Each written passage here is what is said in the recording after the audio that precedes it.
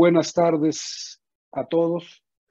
Soy Ramón Santoyo, presidente de la World Future Society capítulo mexicano, y para nosotros el día de hoy es un gusto y un honor tener al doctor Tomás Miklos con nosotros. El doctor Miklos, para los que están en muchos mundos, pero en el mundo de la prospectiva, él es un ícono y un referente con las obras que ha escrito. Es además un hombre tremendamente versátil, y para mí esa es quizás lo que lo hace en términos actuales un sabio. Me permito comentar brevemente su semblanza. Su semblanza puede verse en su página, ahorita vamos a comentar más al respecto, pero es muy vasta. Él es ingeniero químico por la UNAM y después tiene un doctorado en ciencias por la Universidad de París, Sorbona, Francia. Y tiene además una maestría en psicoanálisis del Centro de Investigación de Estudios Psicoanalíticos de la Ciudad de México, de análisis transaccional por la Asociación Latinoamericana de Análisis Transaccional con sede en Buenos Aires, de procesos de software por el Instituto Tecnológico Autónomo de México y de análisis político y política internacional por la Universidad Iberoamericana. Como ven, cuando hablaba de un hombre universal, lo es, y eso es lo que le hace tener una perspectiva muy amplia.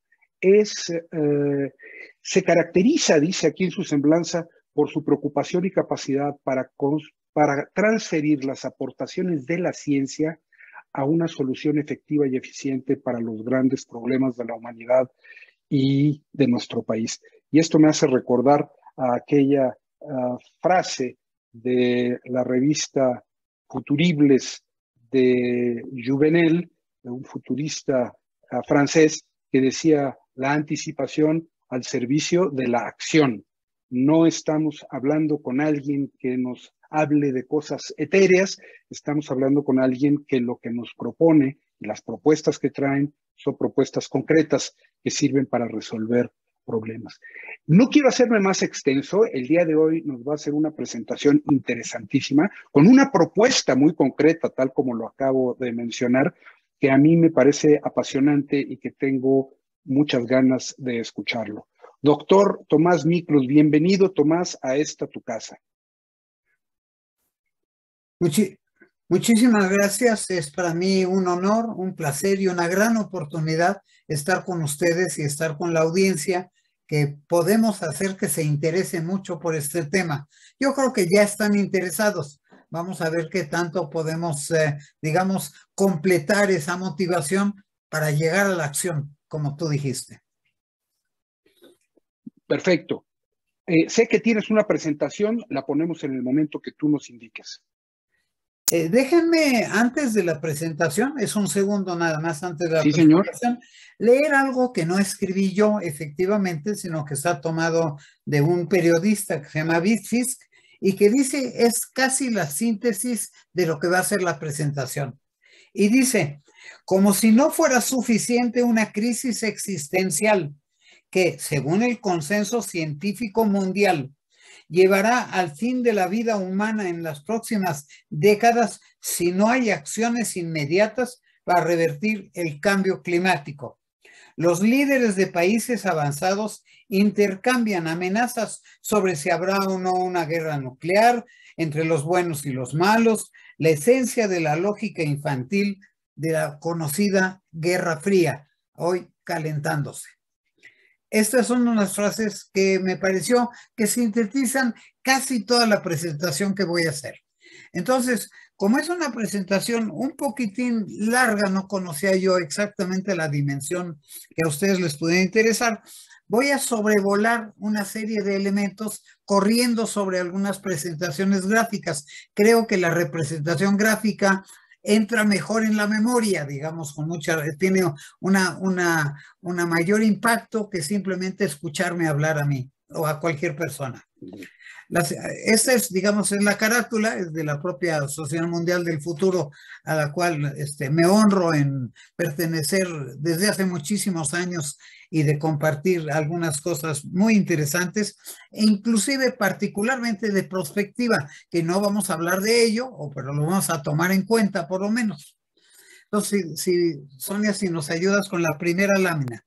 El título de la conferencia, de esta presentación, es la siguiente. Es Cambio Climático, amenazas y estrategias prospectivas hacia el mejor de los futuros posibles. La esencia de la prospectiva es luchar para el mejor de los futuros posibles, para conquistarlos. Ahora sí, la siguiente. Voy a ir un poquitín rápido. Y como verán, hay algunas representaciones. He tomado de la más reciente literatura algunos comentarios que hizo Antonio Guterres, que es el director general de las Naciones Unidas, y que me parece que simbolizan muy claramente lo que va a tocarse en el tema. La primera de ellas dice que en materia de cambio climático, el mundo va en la dirección equivocada. O sea, lo que estamos haciendo es todo lo contrario de lo que debiéramos. La siguiente, por favor. Inundaciones, sequías, canículas, incendios y tormentas extremos no hacen más que agravarse y romper marcas históricas con una frecuencia inquietante. Sigue siendo Antonio Guterres quien habla. No hay nada natural de la nueva magnitud de estos desastres. Representan el precio de la adicción de la humanidad a las energías fósiles aquí representadas. Las palabras son de él, las ilustraciones son mías.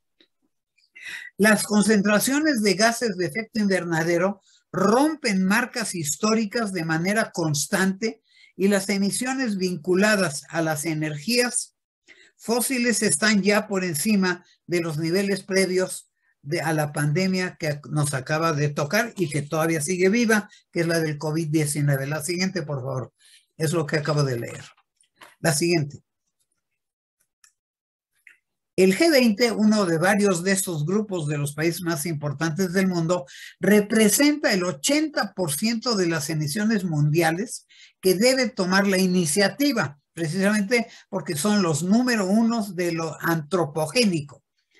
Transitar a un sistema con cero es no solamente necesario, sino posible. Me salgo de las declaraciones de Antonio y me dice, un estudio publicado en la revista Joule, que es una revista científica, señaló que lograr una transición rápida a la energía limpia con cero emisiones netas de carbono para alrededor del 2050, cita este autor, es tanto posible como rentable. Y sobre eso vamos a tratar en esta presentación. Voy a centrar alguna información, la siguiente por favor, que se refiere particularmente a México porque la gran mayoría de la audiencia está en México y puede estar como más interesado, pero esto es interesante para todos los demás países, no solamente del mundo, muy particularmente de América Latina. México enfrenta hoy el mayor de los desafíos de su historia en términos de cambio climático. Es particularmente frágil. Hasta hace poco nuestro país ni siquiera concebía que su futuro se vería en una situación tan compleja. Y aquí tienen ustedes representados los diversos climas que tenemos en nuestro país y donde llamaría la atención quizá la predominancia de lo seco y muy seco en alta parte del territorio nacional, pero no en toda. La siguiente, por favor. Los fenómenos que voy a citar como con relativa rapidez, no voy a leer todo totalmente, es el aumento de la desertificación. Básicamente estamos hablando de todo el norte del país, del centro hasta el norte, que convierte los terrenos en terrenos fósiles, que serían estériles en realidad, lo que significa el descadenamiento de los ríos, la muerte de las especies animales y las vegetales también, el impacto de los manos freáticos, o sea, de las aguas profundas, el aumento extremo de temperatura. Nada más en la Ciudad de México, en los últimos tiempos, hemos subido 4 grados centígrados. Cambios en la forma en que llueve, ya sea Motocintla, Chiapas, en Ciudad Juárez, estos grandes inundaciones que hemos venido teniendo, el número de tormentas intensas va en aumento, no solamente en número, sino también en tipología, en gravedad de los hechos. Hay un adelanto en las épocas de calor, o sea, hay una modificación radical en los climas en los que estamos viviendo, que tenemos incluso conciencia del efecto que tiene en la agricultura y en la vida misma. Hay pérdida de bosques, hay una acelerada pérdida por de bosques, de vegetación en general en nuestro país. Incluso hoy hablamos en toda Latinoamérica de grandes, y en Estados Unidos también en Norteamérica, de los incendios forestales que se asocian también con el cambio de temperatura. No solo con el cambio de temperatura, pero también con el cambio de temperatura. Hay una desaparición de los glaciares, o sea, de todo lo que tiene que ver con hielo en el mundo. En el caso mexicano, están en el Pico de Orizaba, en Popocatépetl, en el Iztaccíhuatl, y están disminuyendo en extensión, está desapareciendo la nieve, no solo en los polos, sino también en nuestro territorio. Y hay una gran aparición de enfermedades. En Chihuahua, por ejemplo, se han aparecido casos de dengue, algo que parecía ya haber desaparecido, algo insólito incluso en la región. Y fuera de lo que, estas son declaraciones de Semarnat, o sea, declaraciones oficiales de nuestro gobierno. Pero adición, hay que agregar un fenómeno que está ocurriendo recientemente, que son las migraciones y que es de particular gravedad. Y una buena parte de las migraciones corresponde a lo que tendrían razones ecológicas. Le llamamos desencadenamiento ecológico. La siguiente gráfica, que no voy a profundizar en ella, se las muestro como una ilustración de lo que tenemos ya publicado de alguna manera y que está de alguna manera publicado por nosotros por parte de Senapred y que tiene que ver con seguridad nacional, pero también tiene que ver con seguridad humana. Y aquí lo que estoy mostrando es una serie de cifras que no voy a leer para ustedes para poder apresurarnos, pero que está a su disposición a partir del impacto que los desastres en general, los desastres que llamamos naturales, pero que finalmente no son tan naturales, sino que nosotros los estamos generando, es lo que hemos venido midiendo. Y aquí está con una serie de cifras que no voy a citar para ustedes, pero que está a su disposición. La siguiente, por favor. De la misma fuente, tenemos algunas cifras de cuánto han venido costando esto que llamamos los desastres en México. Y aquí hay una serie de datos estadísticos que pongo a su disposición. Tengo la fuente también que tiene ahí citada abajo, donde pueden ustedes encontrar. Y esto no es más que una síntesis representada gráficamente en algunos de los elementos, que no me voy a detener en ello para no tomar demasiado tiempo. Y finalmente hemos sido capaces de crear.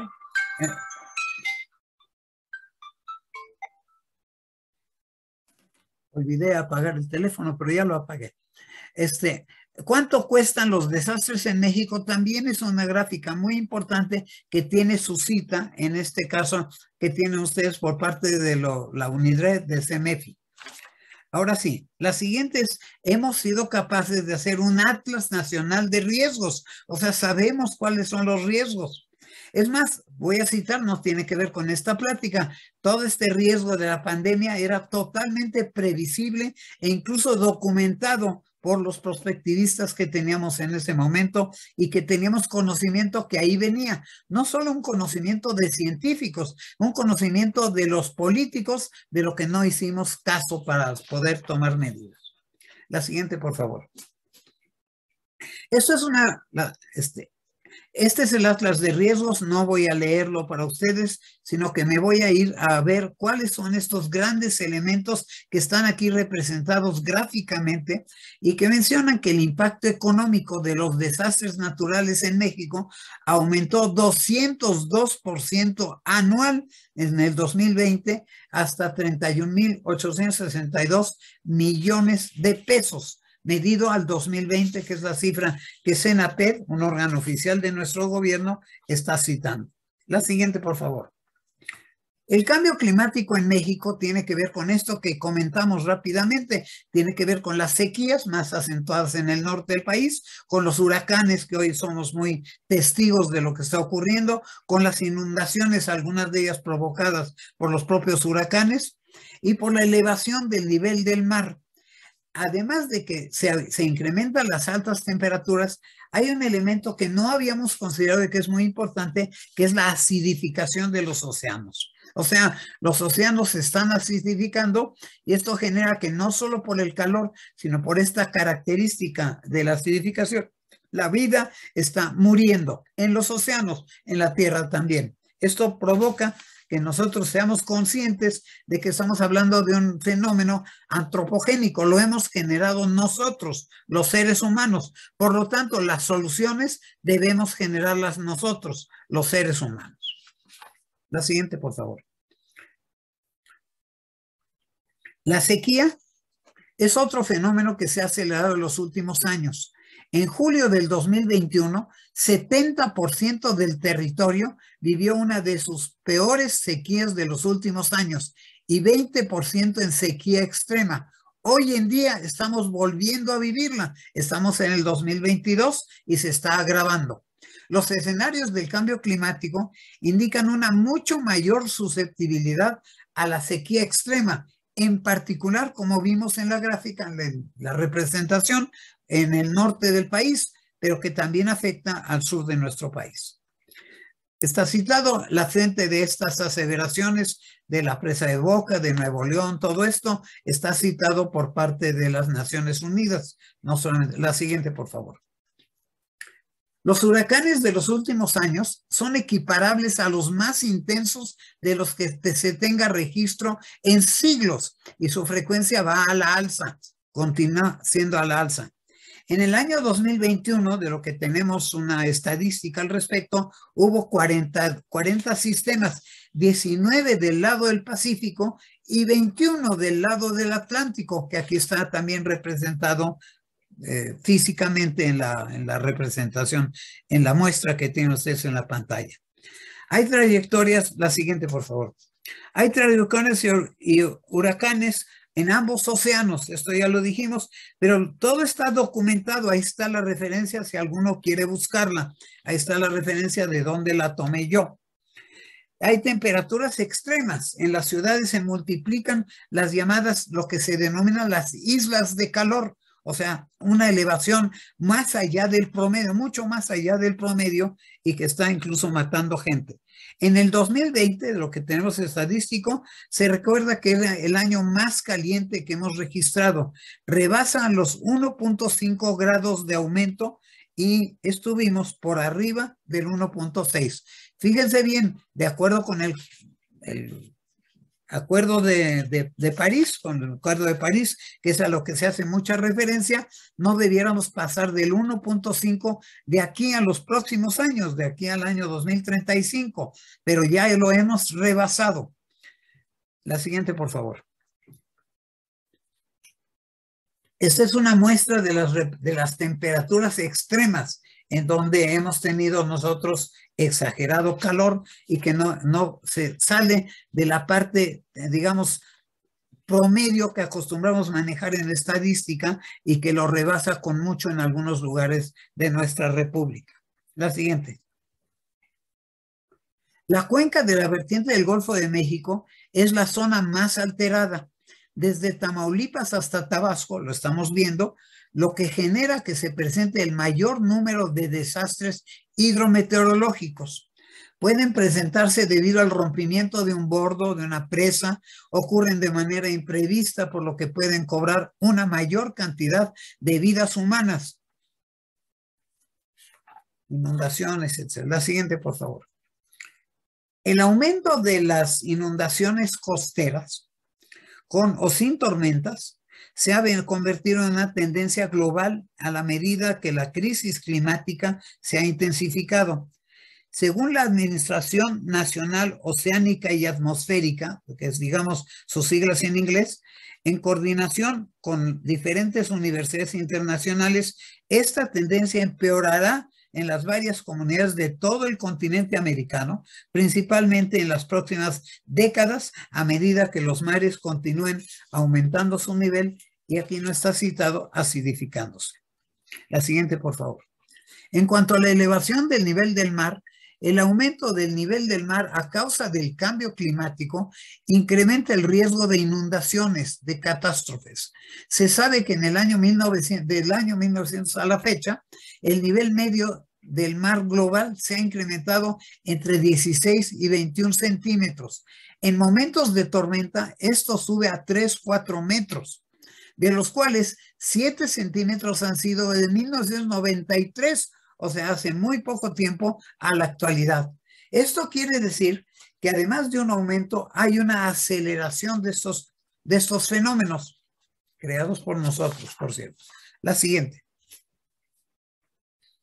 Algunos estudios demuestran que el aumento que tenemos actualmente, comparado con las oscilaciones naturales del nivel del mar, ha sido el más grande al menos en los últimos 2000 años de la existencia de este planeta.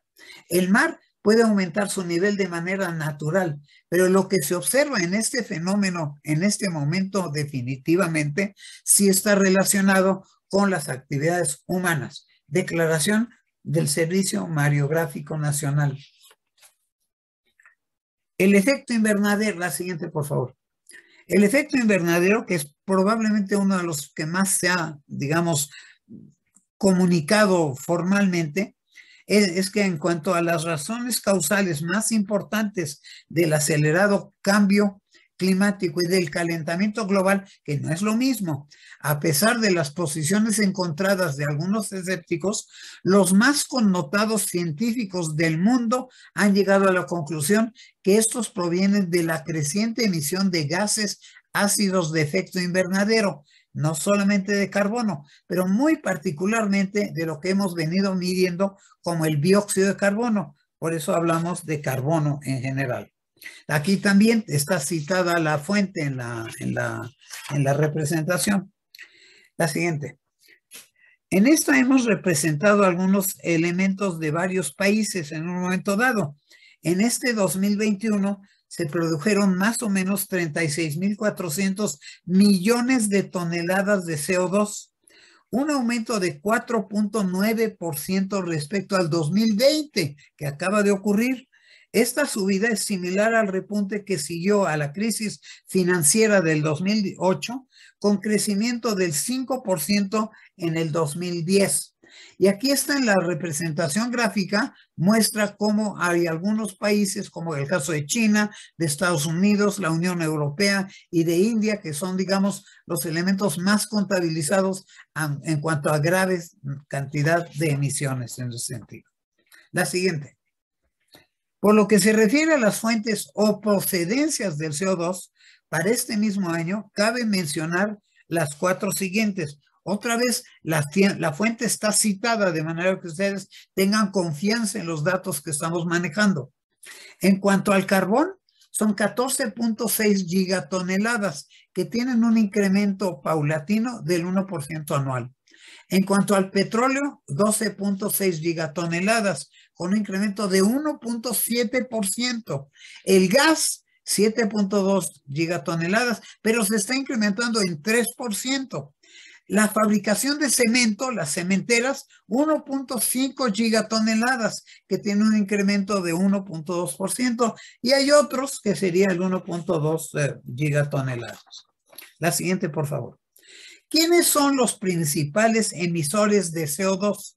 Medido en cantidades de toneladas anuales. Aquí vemos la dimensión. China, también, bueno, tiene citada la cifra, está, digamos, dimensionado para fines de visualización del fenómeno. Estados Unidos, la India, Rusia, Japón, Irán, Alemania. En estas cifras, México todavía no aparece, no es de los grandes contaminadores. Ahora, por lo que se refiere a la siguiente, por favor, a una comparación entre países emisores, para tener una buena idea, per cápita, o sea, por cada uno de los habitantes, en Kuwait eran 28 toneladas, cifra tomada de su estadística del 2016. En Canadá, Estados Unidos y en Australia, de 18 a 22 toneladas. En la Unión Europea, 8 toneladas, en Brasil de 6.7, en China per cápita de 8.4 toneladas, en Panamá de 6.7, México 4.4 toneladas, datos tomados de la estadística ya de hace 7 años prácticamente. En Centroamérica 3.2 y en la India 2.4 toneladas. Cifras de las Naciones Unidas y del Banco Mundial. La siguiente, por favor. Deviene, pues, indispensable reducir al mínimo posible las emisiones derivadas de la industria, del transporte y de la quema de combustibles de origen fósil, principalmente gas, carbón, petróleo y gasolinas. Todas ellas muy conocidas por nosotros. Capacitar que México incluso está importando casi el 80%, un poco más del 80% del gas por parte de Estados Unidos y de Canadá. Ni siquiera tenemos el gas suficiente. La siguiente, por favor. Nuestro país está necesitado y obligado, pues, a reducir y controlar las emisiones de CO2 y de otros gases ácidos de efecto invernadero, como son el óxido de azufre, o los gases de azufre, los gases de nitrógeno o incluso algunos derivados de petróleo. La siguiente, por favor. Aquí está representado gráficamente. Ahora, ante esto, y como muy claramente nos citó nuestro jefe Ramón, nuestro país está necesitado y obligado a reducir estas cantidades. Entonces, hemos desarrollado en lo personal, y es a lo que él hacía referencia al decir, vamos a pasar de la ciencia o del conocimiento científico a los hechos, una propuesta para ello. Y entonces he querido incorporar aquí una presentación muy personal, ahí estoy yo en la fotografía, de una estrategia alternativa, válida y particularmente amigable, efectiva, oportuna y rentable, puedo acentuar el asunto, que se encuentra en la captura de dichos gases y su transformación. En la literatura, en lo que yo llegué a conocer en un momento dado, antes de que apareciera esta multiplicación de lo fotovoltaico, lo eólico, lo marítimo, en la literatura lo que se hace es encerrar los gases en cavernas. Yo lo que propongo es no encerrar los gases, sino transformarlos. Eso se le llama economía circular. Es eficiente en productos útiles de muy alto consumo mundial y con altos niveles de utilidad. O sea, no solamente es un costo ecológico, sino que lo puede manejar. La siguiente, por favor. Esto que tenían ustedes representado en la gráfica anterior y en esta es una plantita que es piloto. Tiene 6 metros en lugar de 30 o 40 metros que tiene una chimenea, digamos, normal. En este momento es una cosa relativamente económica y que logra algo extraordinario. Captura prácticamente el 100%. Y digo prácticamente porque lo tengo certificado al 100%, pero como no creo en el 100%, digo cerca del 100% certificadísimo. Está aprobada, está certificada, está patentada y permite la captura y la eliminación prácticamente total del CO2. Y además permite producir estos que son los productos que me van a dar una gran utilidad financiera de carbonato de sodio. Voy a citar para qué, es decir, el uso del carbonato de sodio es masivo, creo que casi todos ustedes deben conocerlo, pero donde es muchísimo más llamativo es que sirva para la fabricación de vidrio. Y si queremos un vidrio muy transparente, como para las ventanas o para los lentes, en ese momento necesitamos un carbonato de sodio que sea producido químicamente, y este es el caso. El carbonato de calcio, que sería el otro producto que hemos producido y probado, es masivamente utilizado para la fabricación de papel y de pinturas. Para que tengamos una idea, el 30% del carbonato de los vidrios es carbonato de sodio. El 30% del papel y de las pinturas es carbonato de calcio. Si el papel no tuviera carbonato de calcio, que técnicamente se denomina carga, es decir, sería celulosa, no pudiéramos ni escribir ni planear. Eso da una idea de lo que significa en el consumo mundial de este producto. Y las pinturas lo mismo, si no tuvieran carbonato de calcio, serían barniz, serían transparentes. Otro producto que hemos logrado producir y que tiene muchísimas expectativas es el carbonato de magnesio, que está crecientemente utilizado como retardador de fuego para evitar y apagar los incendios. Entre otros, los forestales, que tanto nos están dañando hoy en día, los habitacionales en casas de madera y cosas por el estilo. Para tener una idea, para que darles a ustedes una idea, se trata de evitar la flama. En el caso del papel cigarro, que es de donde más lo conocíamos anteriormente, se trata de que no se incendie porque si se incendia nos quemamos el cabello y aquellos que tenemos barba, la barba, nos quemamos, pero además se cae el tabaco, o sea, se apaga, se termina el cigarro. Entonces se trata de evitar la flama. Claro, evitar la flama quiere decir evitar los incendios forestales, evitar no solamente apagarlos, sino evitar que se produzcan. Y eso tiene un extraordinario mercado hacia arriba. En lugar de echar agua, echamos soluciones de carbonato de magnesio. Y finalmente, algo que se ha manejado últimamente con muchísima tenacidad es el carbonato de litio. Este es crecientemente empleado para diversas aleaciones y para la producción de litio y de carbonato de litio, que son componentes indispensables para las nuevas y las futuras baterías y los acumuladores recargables, ligeros y durables. ¿Por qué insisto esto de ligero y durable? Porque los automóviles del futuro, también puedo hablar de los aviones y de los barcos y de todo tipo de transporte, etcétera, van a ser de plástico, ya no van a ser de acero porque pesa mucho. Y ya siguen llevando baterías que son de plomo, por lo tanto pesa más la batería que el automóvil que estamos fabricando. En cambio, el litio es el segundo elemento de la tabla periódica de los elementos, el único más ligero, lo único más ligero que el litio es el hidrógeno y es un gas que es más difícil de manejar. Las baterías están hechas de un corazón de litio y de un forro, digamos, de carbonato de litio y funcionan intercambiando iones en un momento dado. Quiero insistir que incluso en estas nuevas tecnologías que hemos venido manejando de fotovoltaicas, eólicas o la marítima, yo creo que lo importante es que son tecnologías que solo se producen de manera no constante. Por ejemplo, de noche no hay sol, no puedo producir energía eléctrica a partir de un sol que no existe, solamente durante el día. Entonces necesito baterías para poder guardar la electricidad durante el día y poder consumirla durante la noche, donde para fines no solamente industriales, para fines habitacionales resulta particularmente importante. El carbonato de litio, por lo tanto, también tiene una gran importancia, aunque lográramos sustituir paulatinamente el consumo, digamos, de la energía que procede de elementos fósiles, que es de lo que nos venimos quejando, y permite entonces un cambio paulatino. Déjenme pasar a las 2 o 3 siguientes grafiquitas simplemente.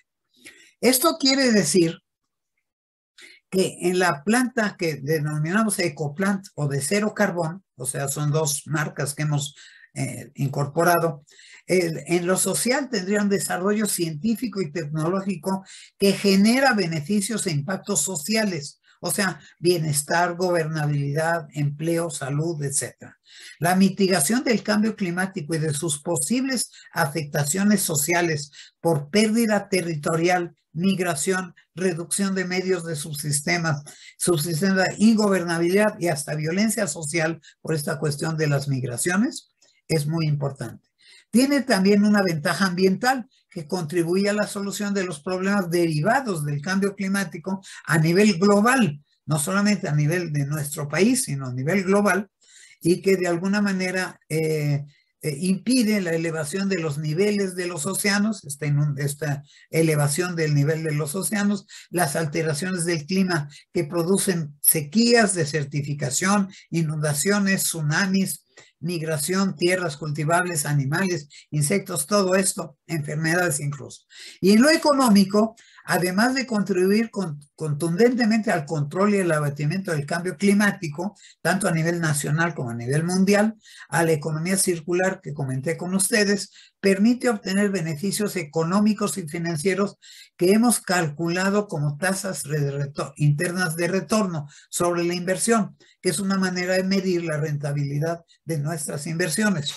En ello, digamos que lo más común a nivel bancario está entre 6 y 8%, pero a nivel industrial sube bastante y a nivel de estas plantas, de estos productos que yo estoy citando, puede llegar a 40 o 70%, lo cual es extraordinariamente alto y hace no solamente factible la captura de los gases, sino además la producción de grandes utilidades, o sea, Esto que citamos al principio, citado por el propio secretario general de Naciones Unidas, es factible y además es rentable, altamente rentable. Ahora sí, la siguiente. La siguiente. Debe haber una más. Eso. No, la siguiente. La siguiente. La siguiente, a menos que lo quieran leer despacito. Muy bien. Los pasos estratégicos que estoy proponiendo para llevar, para del dicho al hecho, hay mucho trecho y esto se puede llevar a la práctica y tiene una ventaja que voy a comentar con ustedes. De una inversión citada aquí con un signo de pesos o de dólares como inversión, si la planeamos, la organizamos, si lo instalamos y lo corremos de alguna manera, logramos entre 40 y 70%. Está representado con un signo de pesos o de dólares muchísimo más grande, o sea, grandes utilidades. Me gustaría citar como último elemento antes de cerrar, que esto es lo que yo denomino una tecnología amigable.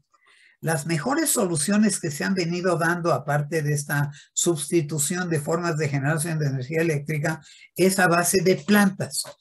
Quepa mencionar como una curiosidad que la planta que más captura el CO2 es precisamente nuestros nopales. O sea, nosotros con los nopales podemos obtener bonos de carbono y es muy importante, pero toma mucho tiempo. Y poner árboles toma muchísimo más tiempo. Toma 30 años para que un árbol que sembramos llegue a ser este tronco de árbol, que en dado caso es el que se puede estar incendiando y cuyas hojas nos permiten capturar el CO2 de la atmósfera y poder, digamos, reducir la cantidad de CO2 en general. Pero toma 30 años. Instalar una planta de esta naturaleza toma un año. Quiere decir que es extraordinariamente oportuno, pero además es amigable porque permite instalarla paulatinamente y no está pretendiendo lograr la transformación total, absoluta de un sistema cargado sobre elementos fósiles para un sistema que estuviera cargado sobre elementos más o menos naturales, como es el sol o el viento. Entonces, esto es lo que yo denomino amigable. No pensamos que de un día para otro vamos a sustituir todas las refinerías o todas las estaciones de gasolina en nuestras ciudades por un elemento que cargue con electricidad. Tiene que ser paulatino. Esto lo hace realista, esto lo hace permanentemente adaptable a las circunstancias.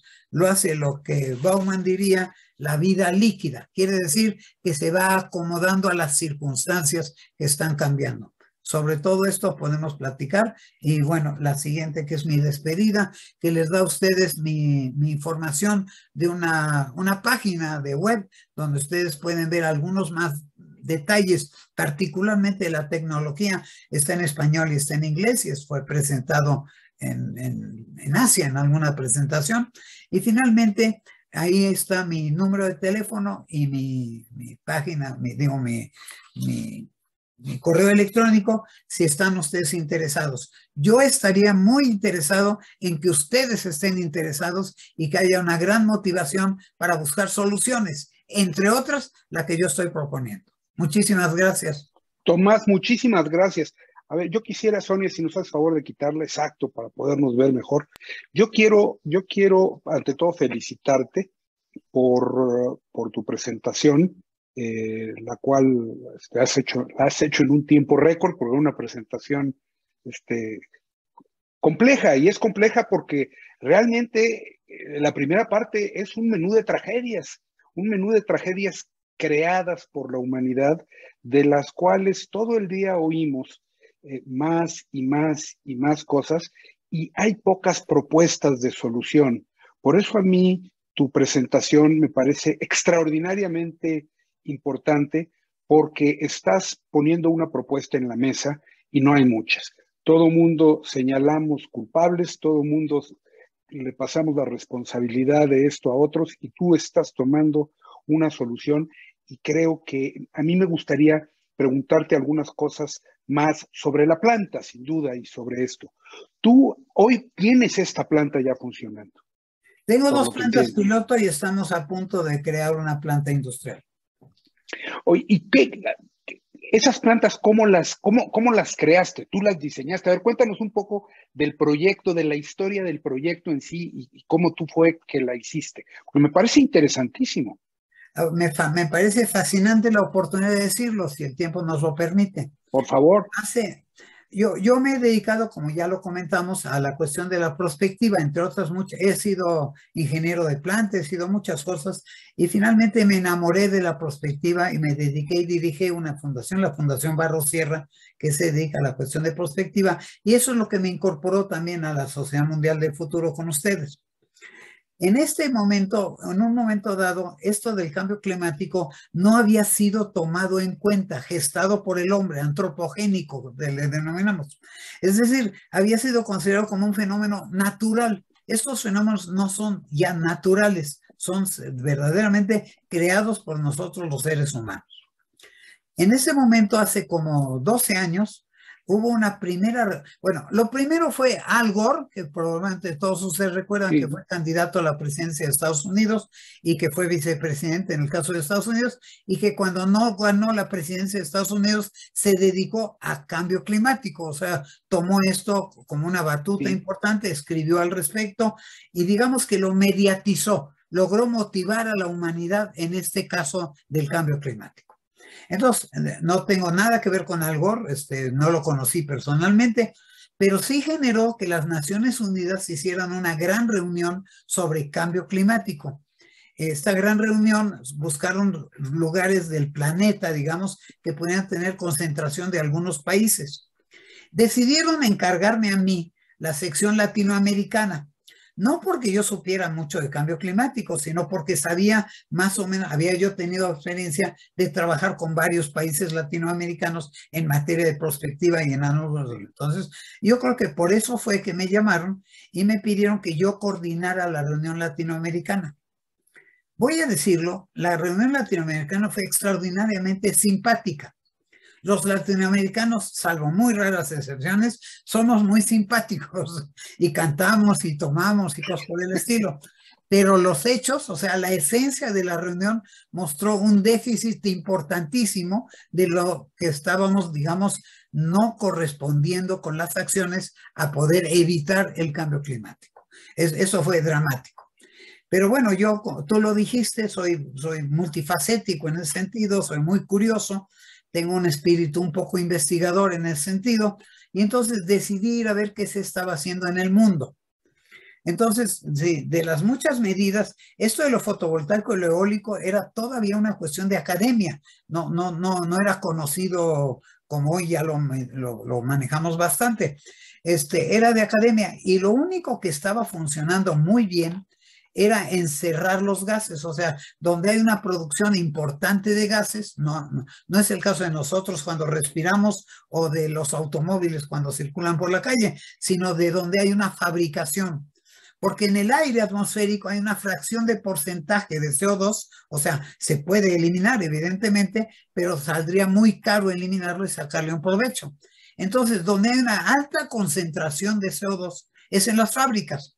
Las fábricas, ya cité yo la cementera, la petrolera, la creación de electricidad definitivamente, es decir, lo que nosotros hacemos quemando elementos fósiles. Incluso la fabricación de azúcar, como están utilizando el bagazo de caña, están quemando el bagazo de caña, también produce grandes cantidades de CO2 y de un carboncillo. Las cementeras producen polvo blanco y los ingenios azucareros polvo negro de carbón. Entonces, todo ello es lo que me llamaba la atención. Y en China estaban utilizando una tecnología de origen alemán, por cierto, que consistía en tomar los gases y encerrarlos. En lugar de mandarlos a la atmósfera a través de chimeneas, los encerraban en cavernas.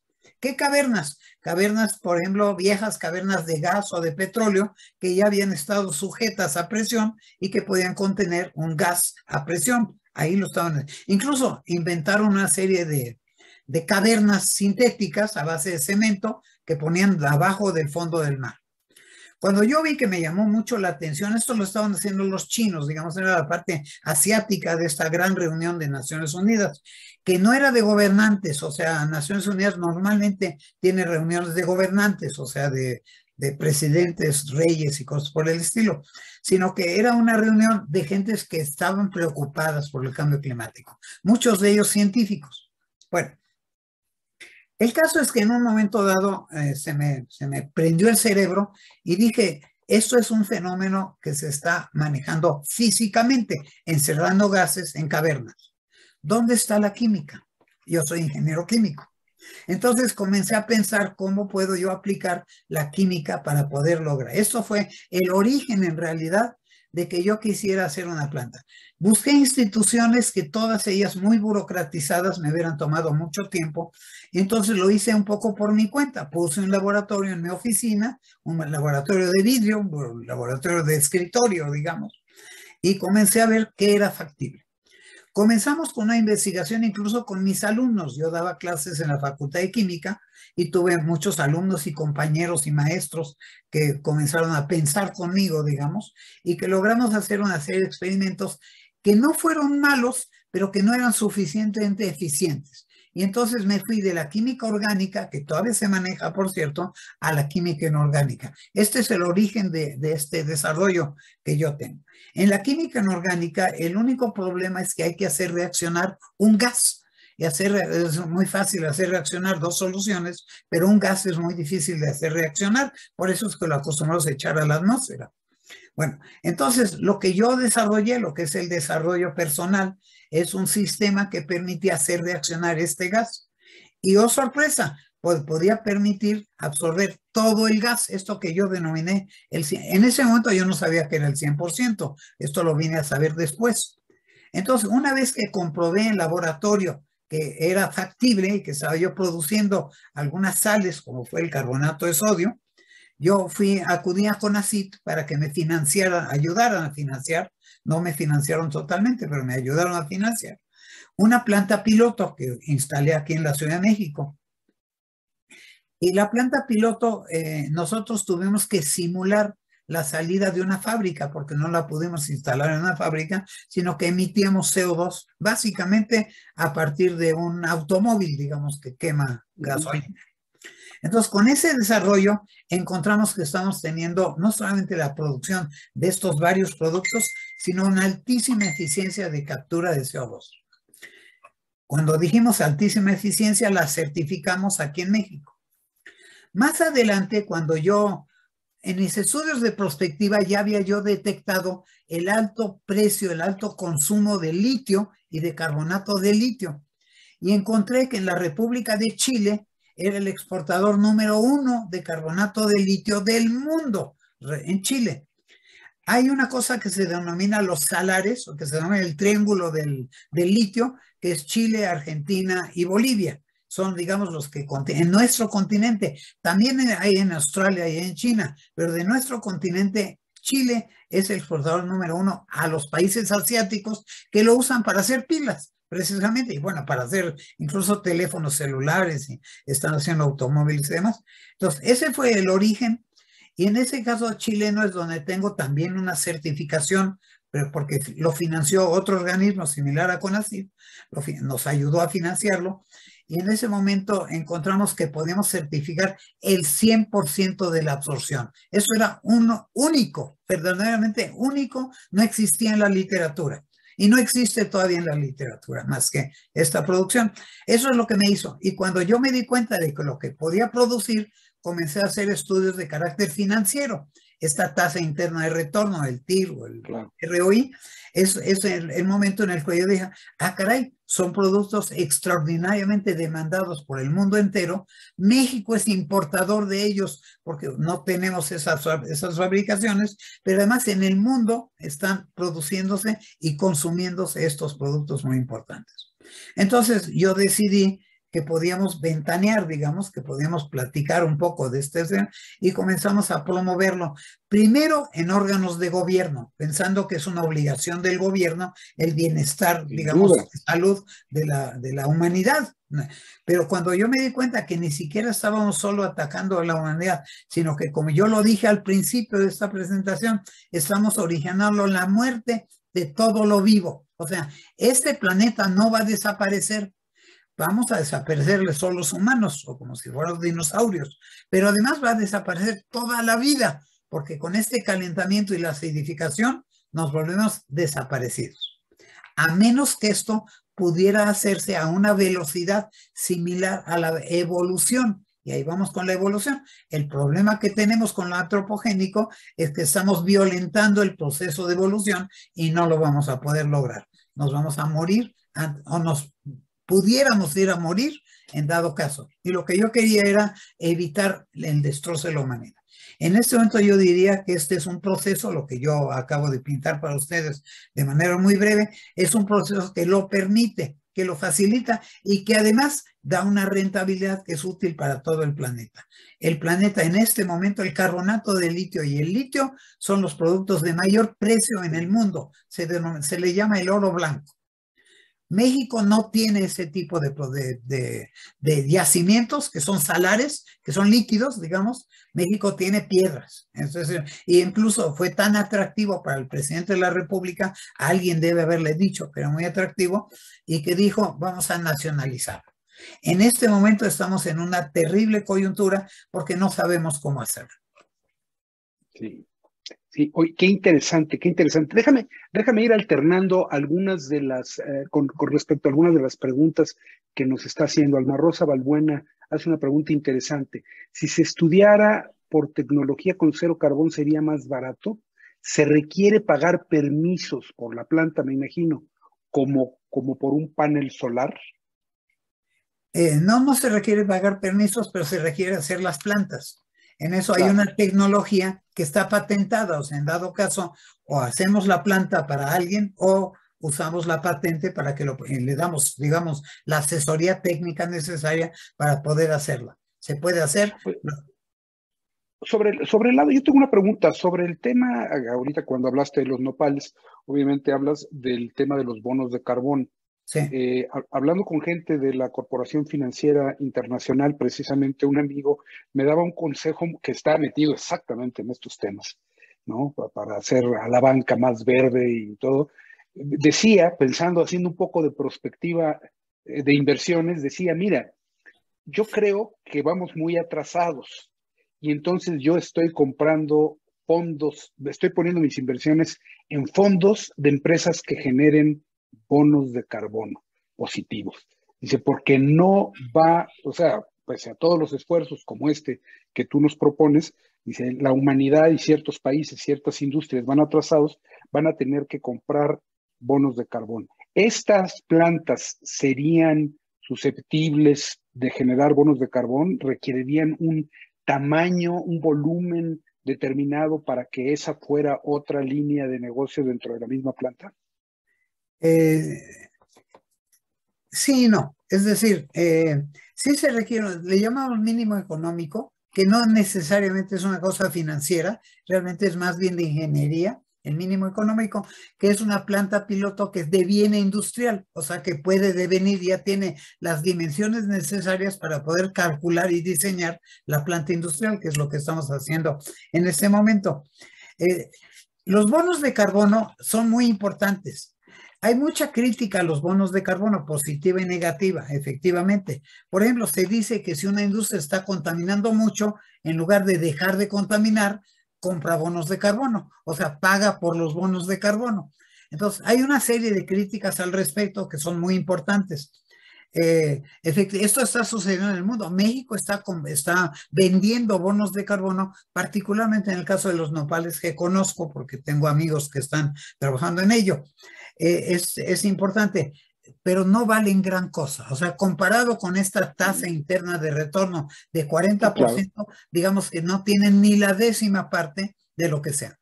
Cuando comenzamos con el proyecto, ya que me platicaste de la historia, o me preguntaste de la historia, yo lo platiqué. En ese momento lo que teníamos nosotros era carbonato de sodio. Desafortunadamente, para hacer el carbonato de sodio, no podíamos obtener bonos de carbono. O sea, estaba la utilidad del carbonato de sodio, pero no podíamos obtener bonos de carbono porque la materia prima en sí estaba emitiendo bonos de carbono, estaba emitiendo carbono. Entonces se compensaba. Pero cuando pasamos a los otros elementos, es el caso del magnesio, es el caso del litio, sí se pueden obtener bonos de carbono. Sin embargo, cuando yo hice todos mis cálculos financieros, yo dije, caray, si lo importante es la utilidad de vender los productos, no de los bonos de carbono. Ya, Pues no perfecto. tengo nada en contra de los bonos de carbono, Claro, pero no claro. es el aliciente mayor para un financiero, para un O sea, banquero, digamos, ¿no? una planta como esta, por lo que estoy entendiendo, entonces podría tener dos usos. Uno sería como una planta por sí misma, una planta aislada que genera estos sucedáneos que comercializas. Pero también me imagino que tendría un gran valor, como tú dices, al ponerla junto a la fuente de la contaminación. En este caso, la fuente de la contaminación era el coche que le ponían para tener la fuente de la contaminación. Sí. Pero esta planta, dentro de una planta cementera, por ejemplo, dentro de un ingenio, sería su situación óptima, ¿no? En Sería cuanto a que ellos podrían resolver el problema que crean a la vez de tener un ingreso adicional. además de tener un ingreso adicional. Sí, definitivamente ahí funciona, porque yo decía que en el aire hay muy poco dióxido de carbono. O sea, en realidad Ok, podemos aplicarlo, lo hemos probado que podemos aplicarlo. Pero lo más interesante es cuando hay altas concentraciones, que es el caso de las fábricas. Pero es el caso de los buques, de los aviones, de todo. claro, O sea, el automóvil, cuando hicimos nosotros, yo hice el intento de ver para el automóvil, resulta demasiado grande para lo que el automóvil representa. O sea que sí se requiere un tamaño mayor, que es el caso de las industrias. Pero el contenido en una industria cementera, por poner un ejemplo, va del 16 al 25% de esas emisiones. Hay otros gases también que podemos eliminar también, pero aquí la utilidad está en los productos que hemos experimentado. Podemos hacer otras cosas, podemos hacer amonio o carbonato de amonio o sulfato de amonio y cosas por el estilo. Pero lo único que hemos experimentado en la práctica y además hecho los cálculos financieros son estos carbonatos. Podemos hacer otros productos. Da la casualidad, ya que estamos en la plática, que hay un gas particularmente peligroso, que es el ácido sulfídrico, que todos conocen porque apesta horror, se nota inmediatamente. Bueno, el ácido sulfídrico es mortal cuando está en altas concentraciones. No es mortal en el laboratorio de química, por ejemplo, ¿no? Porque es muy poco, pero claro, sí se nota. Pero es mortal y estamos sufriendo mucho de gentes que mueren por ello, incluso de aguas que se contaminan por la cuestión del sulfídrico, del ácido sulfídrico. Entonces también lo eliminamos. No es un gas ácido de efecto invernadero, no tiene oxígeno, pero sí es de todos modos eliminable porque podemos hacer sulfatos con ello. Entonces, esto para las plantas sí. Se requeriría para una planta industrial más o menos unos 10,000, lo que es el mínimo económico, unos 10,000 metros cúbicos por hora, que es, digamos, es como que será como la 20ª o 25ª parte de lo que está emitiendo hoy en día una fábrica de cemento o una productora de la Comisión Federal de Electricidad. O sea que perfecto. Okay. hay grandes cantidades y entonces o instalamos una planta mucho mayor, porque ya tiene las dimensiones para calcularlo, Claro, o instalamos como hacemos con las calderas, instalamos una batería, digamos, de plantas claro, que se pueden conectar y que permiten en un momento dado hacerle el mantenimiento de una sin dejar de claro, correr. Eso en la industria es muy usual. claro. Qué interesante. Mira, estamos llegando prácticamente a nuestra hora, que es como que un momento, lo hago referencia, no quiero terminar esta conversación todavía, creo que podemos invitar a nuestro auditorio a que tengamos algunas preguntas todavía, pero hago referencia a la hora. Pero mientras nos ponen sus preguntas, yo de veras quiero felicitarte porque en este mundo en donde hay pocas propuestas concretas para generar solución a este tema desde un punto de vista práctico, como tú acostumbras, es muy loable. muchas felicidades y espero que nos has dejado tus datos.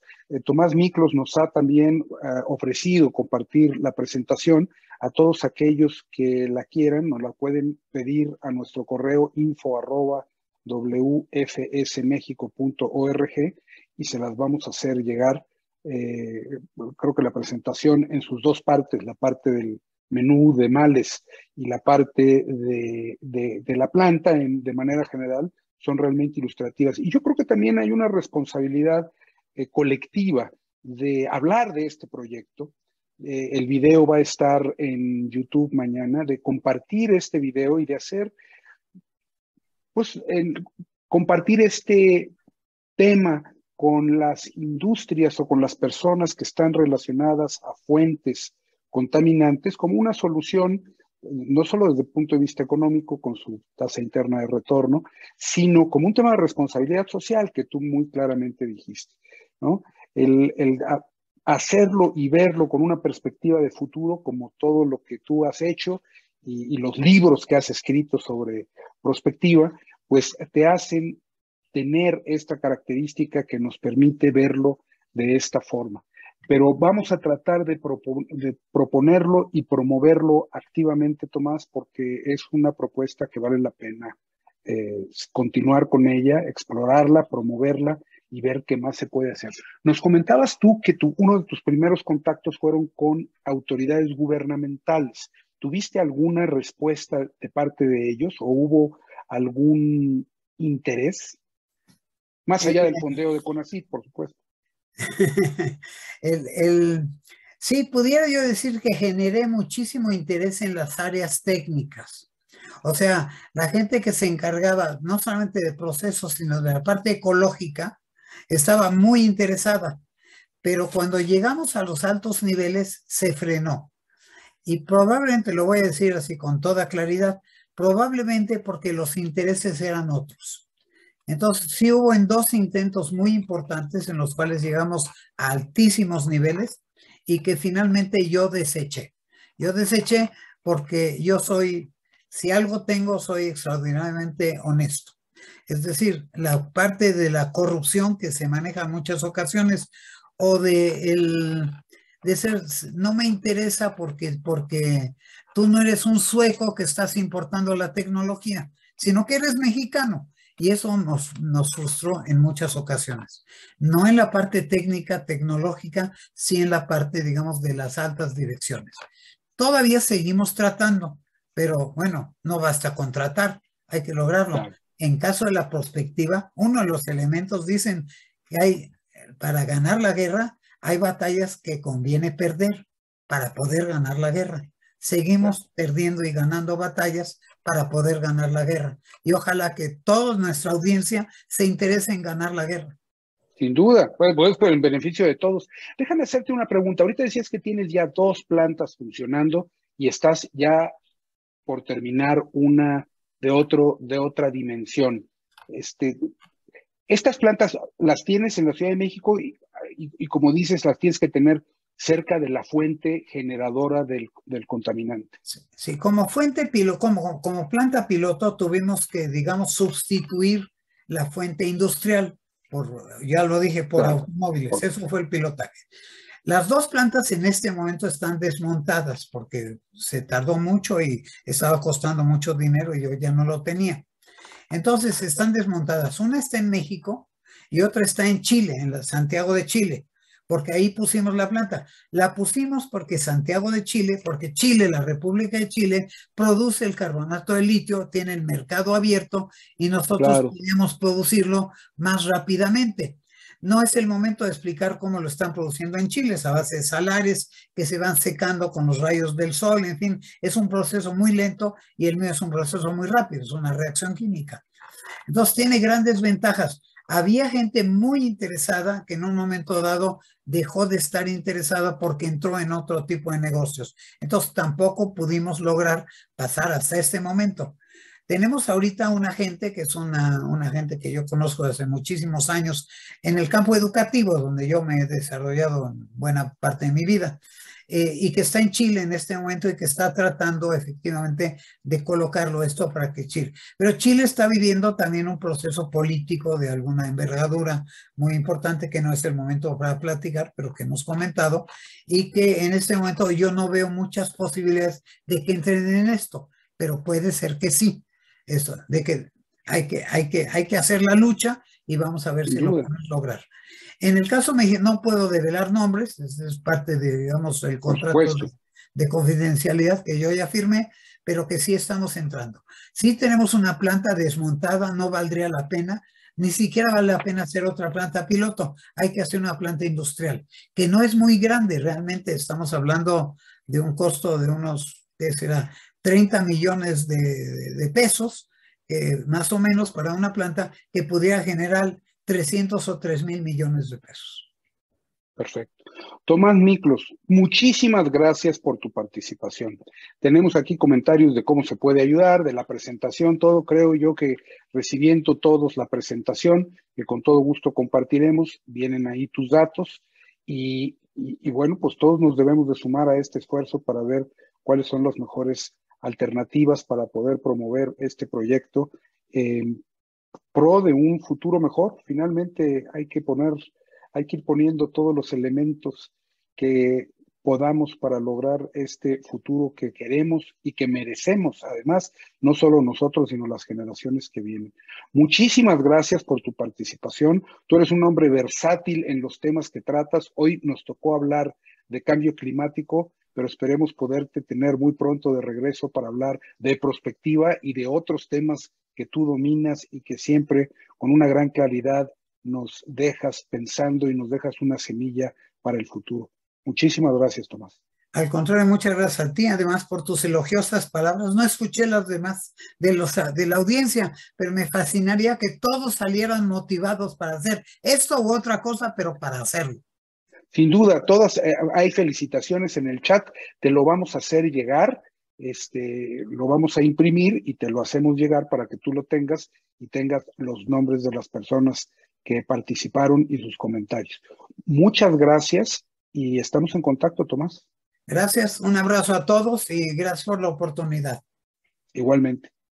Muchas gracias a todos.